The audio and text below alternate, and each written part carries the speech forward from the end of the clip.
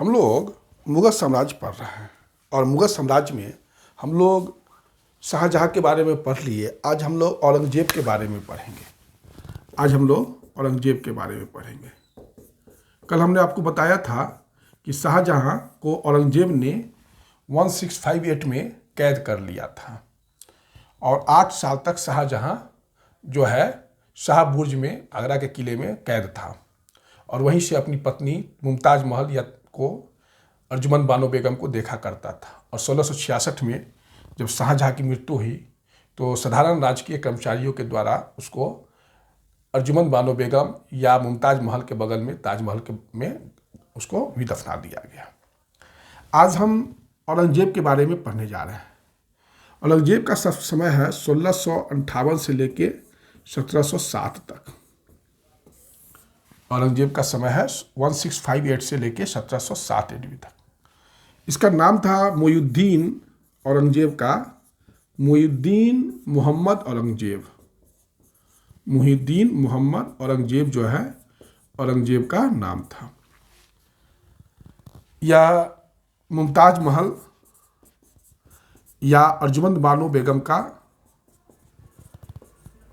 इसकी माँ का नाम था अर्जुमंद बानो बेगम या मुमताज महल और इसका जन्म हुआ था 3 नवंबर 1618 में उज्जैन में एक जगह है दोहद।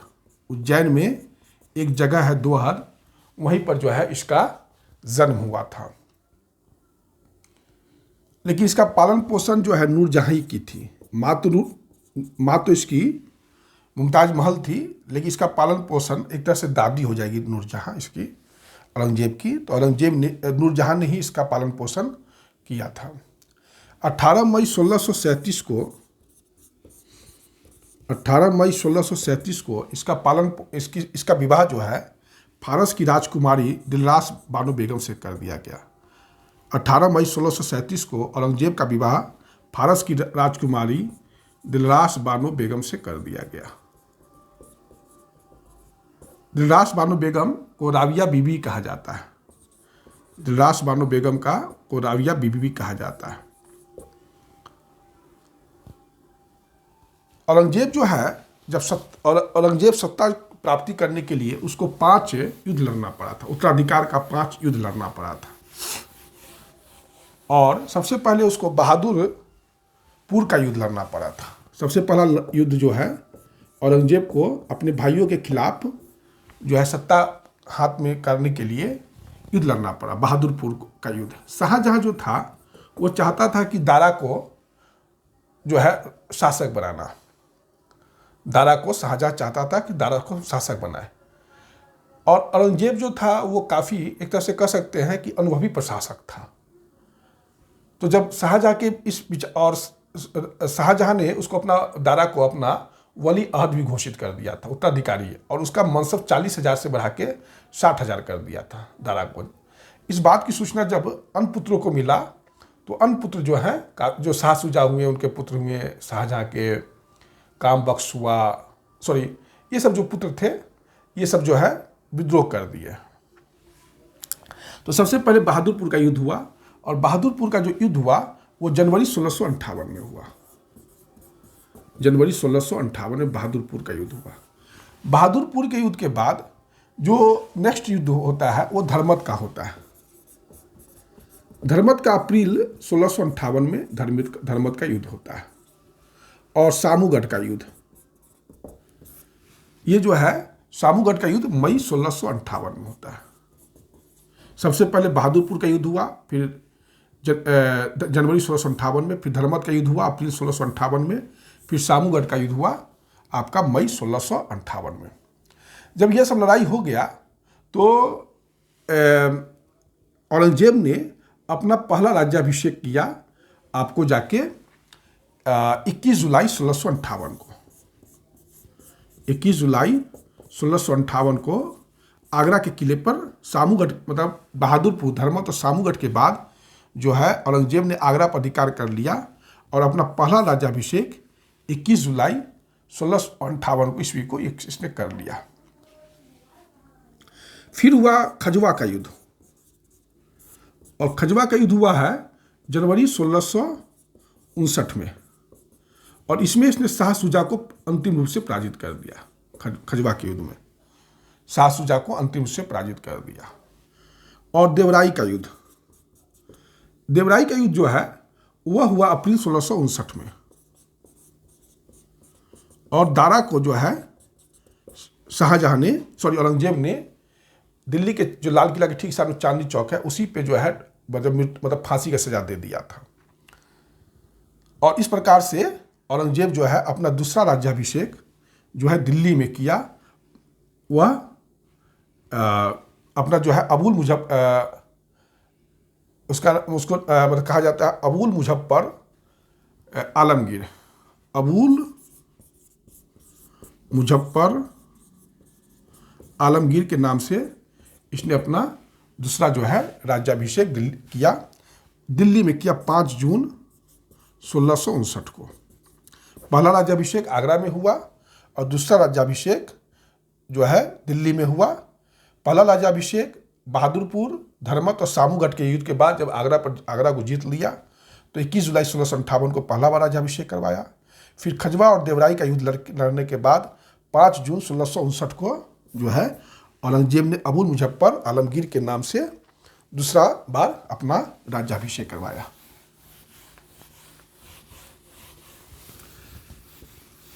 जब ये बन गया,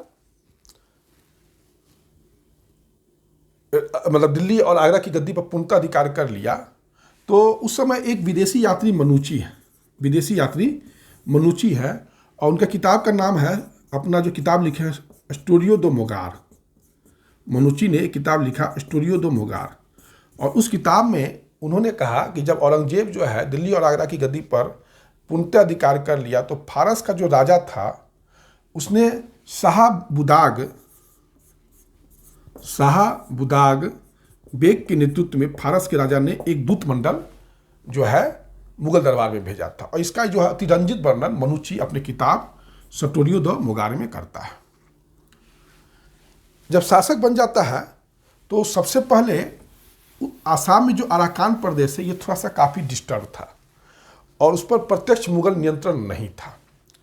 तो औरंगजेब ने 1660 में मीर जुमला को बंगाल का गवर्नर बनाकर भेजा, और जब 1660 में मीर जुमला को बंगाल का गवर्नर औरंगजेब ने बनाकर भेजा तो इसने क्या किया, जो अहोम जो जनजाति है असम के क्षेत्र में रहता है, आसाम वगैरह जो है क्षेत्र है, वहाँ 1663 में अहोम को जो है पराजित किया और उसको वार्षिक नजराना देने के लिए विवश किया। वार्षिक नजराना देने के लिए मीर जुमला ने विवश किया। अर्थात कहने का अर्थ कि बहुत हद तक जो है वो क्षेत्र जो है आसाम का क्षेत्र अब मुगल नियंत्रण में आ गया। उसके बाद 1666 ईस्वी में शाइस्ता खां बंगाल का गवर्नर बना था। शाइस्ता खां बंगाल का गवर्नर इसलिए बना था कि पहले यह शाइस्ता खां को औरंगजेब ने शिवाजी को दबाने के लिए भेजा था, लेकिन पूना के शिविर में शिवाजी ने इसका अंगूठा वगैरह काट लिया था, तो ये भागा। तो मुगल औरंगजेब, ऐसे तो रिश्ता में औरंगजेब का ये मामा लगता है शाइस्ता खां, लेकिन काफ़ी गुस्सा आ गया था जब शिवाजी से ही पराजित हो गया था। तो ये भाग कर जो है इसको जो है तब बंगाल ट्रांसफ़र कर दिया गया था शाइस्ता खां को।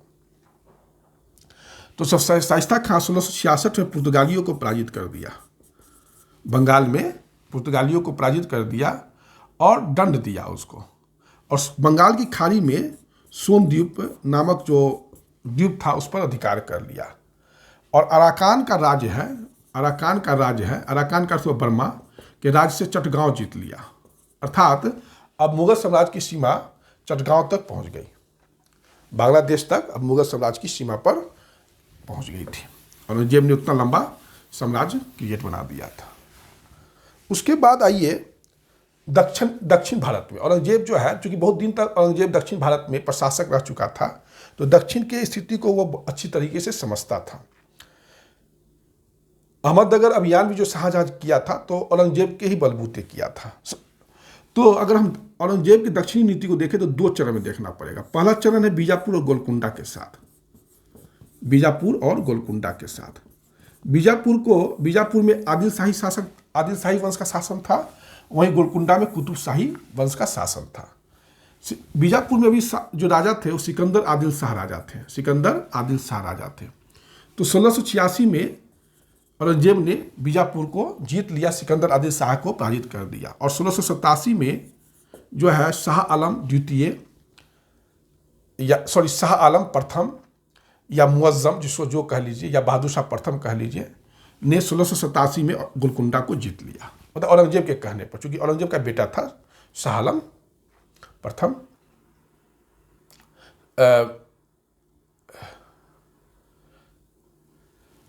यह हो गया आपका। उसके बाद दक्षिणी में शिवाजी के खिलाफ जो है शाइस्ता खां को भेजा था 1663 में।